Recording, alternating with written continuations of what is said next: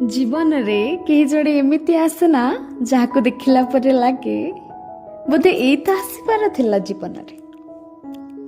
ଜୀବନରେ ଯେଉଁ ଶୂନ୍ୟ ସ୍ଥାନ ଥିଲା ତାଙ୍କ ପାଇଁ ତ ଥିଲା।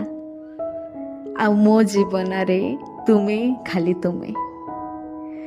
ତୁମ ହାତେ ମୋ ହାତର ହାତ ଗଣ୍ଠି ପଡ଼ିବାର ହେଲାଣି 10 ବର୍ଷ।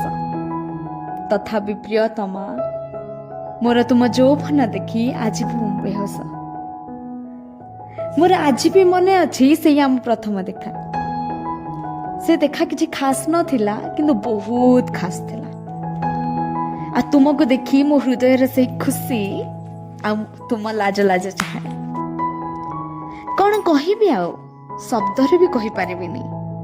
ଏବେ ତ ମାତ୍ର 10 ବର୍ଷ ବିତିଛି, ଆଗକୁ ପୁରା ଜୀବନ ସାଥିରେ ରହିବାକୁ ଅଛି।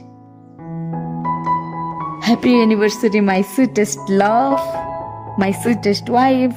Happy anniversary. ଇତି ତମର ଡୋଡୋ।